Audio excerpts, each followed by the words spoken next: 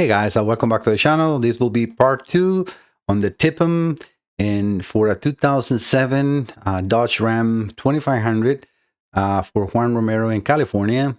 He has the problem that, like, he first sent a computer which was shorted, and obviously I repaired it. Everything went good. I did as I always do, a video for him before and after. It's the same thing I did with the TIPM right now, and let me just give you the whole story. So I sent the computer back to him, and he's like, hey, Mike, I cannot start my car. It's still doing the same thing. I'm like, Juan, it might be doing something similar, but it might seem the same to you, but definitely the computer was shorted, and I was very happy that I did a full video and I showed how bad his computer was. So everything got repaired, but he still had a problem in the truck. I said, what is it you have? I got no communication with the ECM or the TCM. At first, I'm like, the TCM, I think it might be a separate module. And he gave me the correct, the full information that he told me that his transmission is a 48RE, which in that case, the transmission module and the engine computer is one piece. So I said, well, if that is the case, then send it over. Let me recheck if it's anything that I did or I missed or it got damaged. If it's burned, I'm sorry, but there's nothing I can do. It's not covered under warranty. But if it's something else, send me the TIPM, because the TIPM is the gateway on this vehicle. So go and watch the first part. I go very through the entire test to reproduce his concern, to make sure that I'm not just like many other repair facilities will do, just take it apart, refurbish, and send it back to you. Good or bad, they don't care. They charge you for the repair. And if that is going to correct or not your issue in the car, they don't really care, because they don't test anything. They just go as a machine, replace, charge. But no, that's not my case. I tell them, and I explained that on the video too. This is a very different, very more intricate testing that I need to perform. So I did it. And I explained that to Juan, this is the test fee included on the repair cost that I'm doing for your TIPM, because the problem was in the TIPM. The computer was communicating good. And on the first part, I showed that how I can directly talk to the computer if I connect my scanner, which I'm using the SUS for these, the Snap-on SUS Plus, connected directly to the ECM, which I can show you here. So I have everything ready to go, and I have the Snap-on right there. So right here, this is the computer, and you see that I have a purple and a green wire on this connector. There's two wires. Those are the CAN bus, and those wires are going into the TIPM right here. Then on the red wires that you see here, which is the harness, it goes over to my universal test platform. That's where the OBD2 port is, and the scanner is connected to that. So I am not directly connected to the ECM. I'm directly connected on the CAN D bus, which is the diagnostic bus, directly to the TIPM, which is the way it's in the vehicle. So I contacted Juan and I explained, this is your problem, definitely 100%. What they caused that, I don't know. I mean, it's not like in a computer was something burned. I said, you need to really check something in the vehicle, because I can fix the computer. But if the problem is still there and you connect the computer, it might burn it again. So that's something that you need to correct, because I don't have the car here, right? So, all right, guys. So what I was saying is, on the connections, these are actually the connection. Let me go over to, for those that have not seen the first part and probably will not go there. Let me get a box in here so I can show you and you can see what I'm pointing at. So I'm going to be moving this red box in here. So the CAN bus where the computer is connected is called CAN C bus, and that goes over to that other box that I have here. This is already fixed, so I cannot move that one. But yeah, so this is the way that communicates pins 4 and 5. That's where the purple and green wires are connected on the ECM.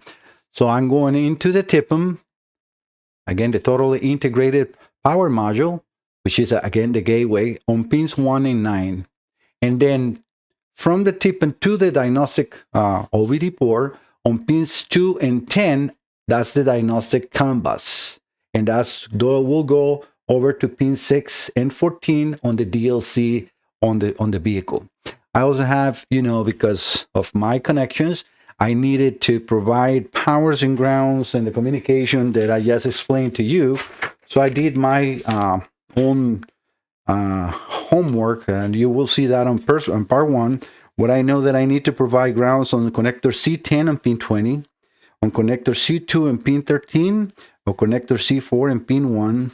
And then powers is the main big lug, is a big wire. And then on connector C2 and pin 3 is the ignition. Then the CAN bus and the candy, I'm calling it candy just for like diagnostics, and then CAN bus for the internals, right? But I already explained those in there. So those are just the connections that I need to reproduce his concern. So, and then I got the connectors, which explain what each connector has, so I can check and make sure that yes, pin 13, and there is a ground. I can go into the next one and see that we have a ground. The other fuse box that you see right here in 5-volt supply, I don't need that one because those are for the TIPM is providing the power out for all the rest of the stuff, lights and other things and the transmission and etc. Right? But yeah, so what I'm looking for in here is just the powers and grounds and the communication that this module, the TIPM, needs to talk, right? Because in the first video, you'll see that his problem, and I reproduce it. I'm just going a little fast so you can see all those connections and then the pinouts and all those stuff. If you need information like this, just let me know and I can help you with that, but it's very basic. So going into what we're doing now. So, all right, got all the connections done. ECM and TCM, right? PCM, let's call that. And then the TIPM right here. I have the scanner ready to go. Let me power up. So let me move you over to here. So everything is off right now. I'm going to power on here. Oh, actually, the output is off in here. So let me just wait because I will also turn the output for the dongle of the scanner. All right, so now I can power this one up. All right, so now everything is powered up. All right, so let me move you. Let's go over back to that capture. And I think you guys can see pretty good from there. So I'm going to go into the scanner. Just going into, it's not connected yet to the dongle. Let me go back. Let me continue to see if it does the communication. All right, so, okay. Now it's doing the communication and it's actually doing an automatic ID, which at first wasn't doing that because probably it was not detecting any other module. So that's already a good sign. Definitely a good sign. Perfect. And I can see it's reading the bin. The last digits on the bin, let me just read it from the scanner. So let me just grab this 1 second. Is G760315. And it says the vehicle has 104. Now, what is this? Odometer 1042 485. Not sure because that would be 1 million miles. Not sure what that is, but it says that number in there. All right, so yep, you can still see it in there. So I'm going to click OK. The way this was before, I was able to talk to the FICOM, again, the gateway in here. I was able to enter when you establish communication. If that module itself would not be talking, it will set no communication possible already here on the Snap-on. But just to be on the safe side, I always select one of the sub menus, and in this case, it's just the data, and then it's going to populate all the data that is there. I show also on the first video. Let me see if I can do a custom list, and then deselect all. I'm a little far away, so I cannot really see much. Let me just get the battery voltage because I don't have my glasses on me. All right, so engine. I wish the Snap-on would give you, like other scanners do, to alphabetically search, because this one has a lot of pits. And sometimes you don't find those easily because so many pits, right? So I'm still trying to select battery voltage. I see ignition. Engine, RPM, no. Ignition, run accessories, no. I think, let me see. Ignition, start, no, because I don't have it. Let me see if this will work. Well, it says only on. No, it's not giving me a voltage. So never mind on this one, guys. I was trying to look for a pit that I can change like a battery voltage or so, but I cannot. All right, but we have communication. This was there before. It was not a problem having a communication with the TIPM. The problem was going into the communication with the engine computer as the setup is right now, and voila, it's working 100%. So now here, if I go to data, but yeah, it's populating data. I can select engine. So it's actually really quick talking. So all is good. And here's what I actually can select a custom list.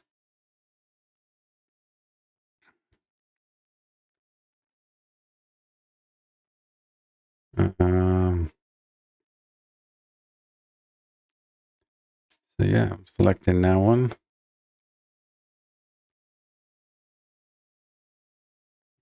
Not on that. I'm trying to select it. It's so hard to work like this. I guess give me 1 second to do this because I'm not sure. I'm trying to just select the data that I want. So I'm doing custom again. Oh, I see what I need to do. All right, so let me deselect this auto ones and select. I don't know why. Well, I guess that I have to. So let me deselect all, and let me select the battery voltage, engine column, battery temperature, ECM battery voltage. All right, let's view, and I'm gonna make this a graph, and that's exactly what I did on the first video. So I'm sorry that I've been doing that outside the capture. But yeah, so we have, and you will see that graph. I'm going to change the voltage, 1 volt down and 1 volt up. And the nice thing about the SUS is the graph has 2 different colors. So now you can see how I went up and down and is reading the data bits live. So that's perfect. So the communication is good, is established and is good. Now let's go over to the transmission part, which it should communicate with all, not a problem. But since I'm doing a repair for a customer, I want to show that too. So now transmission and yes, data. So we have all the data populating. So communication and everything is working 100%.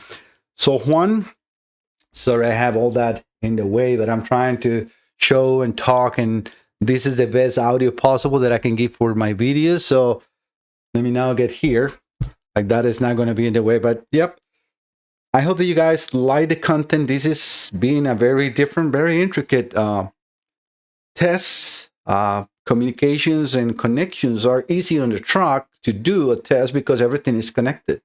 When you don't have it connected and you have to figure out the position of the connectors, because if you see the diagram like I have in here, right there, those connections, let me zoom in on here a little bit. Trying to give me 1 second. Well, that is the TIPM. So as you see the TIPM, the connectors are numbered and they're not even in order in there. So C2 to C1, C6, C5, C7, and C4 are small connections. And then C3, C8, C9, and C10 on bigger connectors. In the TIPM itself, that is not there. There is no C1 or C10, nothing. It's A, B, C, D, E, F, G, H, K, and L. We go over to the connectors, and it's, you see right there, it's connector C2. It doesn't say nothing about CG or nothing. It just says it's black. There is colors in here, like on top of the TIPM, there is those colors in there. So they match, but positions, I put the marks on pins ones on connector C2 and whatever is the one is next to it, and on the last one. But on the first ones, the pin 1 is on the beginning. On this last one, the pin 1 is on the last one. So you have to be careful with that. Why? Because again, I don't have a wire color sequence that I can follow. And this is something I explained on the first part as well, that when you have the connector, like in the vehicle, you can compare, okay, let's say you already know that you're in connector C2 or C6, whatever, and you want to know which pin is, which pin 1 is, like, there's no markings in here. So at least you can have in the wire diagram that says, let's say, brown, yellow, red. Okay, so pin 1 brown, pin 2 yellow, pin 3 red. well, then you can see for those colors, okay, brown, yellow, red. Oh, now you know which one is pin 1. I don't have any wire colors to go by here. Very, very dangerous. Why? Because if I put a power where a ground goes, what is going to happen? I'm going to cook the module. If I put a power where a communication is going, I'm going to burn the module, that microprocessor internally in the module, the circuitry. That's what I need to take my time and really do my homework correctly because of the same situation. And it's impossible for a place like me, a small business, to have connectors made for every single vehicle that exists in the United States. That will be, I mean, I will have to be a facility of how many, I don't know how many employees, right? To fulfill the need of creating all those harnesses and then charge for it too, right? But I'm a small business and I do have people that helps me, but I do the repairs myself. So it is very hard to keep up with everything. And also it takes a longer time to complete a test properly to give the correct answer to a customer, because I don't cut corners. When I do a test and I recommend a repair, is because it's necessary. Unlike any auto repair facilities that are there, I mean, you can go into Google and eBay and they're or refurbish. You not even know what they're doing. I mean, you can trust because they send you working. And I'm not saying that they don't do the repairs, but the thing is, like, you are sending a TIPM for repairs, and yes, they might completely refurbish it. Was it necessary? Is that the reason that your car is not starting? Is that the reason why you have no communication? You don't know. In my case, I do the tests for you to confirm and really give you an answer that yes, the problem indeed was here. Do you have another problem in the car? There is a problem on the harness. What created the problem?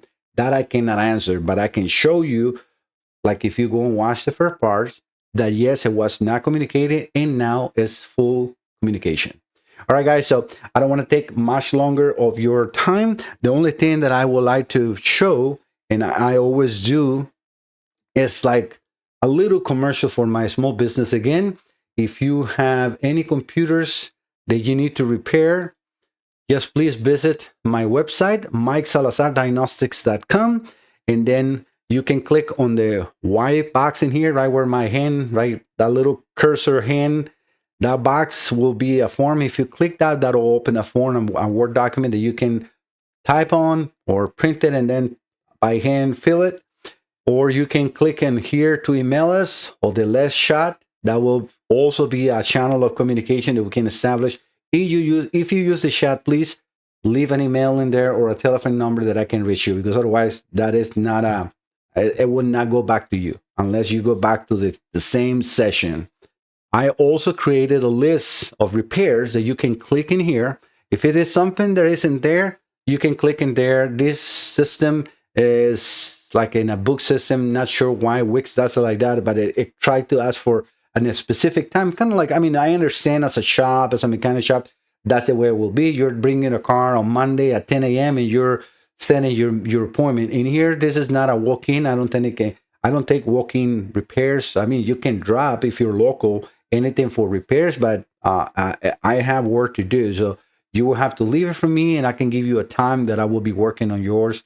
I do take my locals first, trying to make sure that they can keep going, because usually a person that is sending it from like 3 or 4 days away is already waiting, right? So, but I don't make people wait for orders. So it's always a little bit of a waiting time.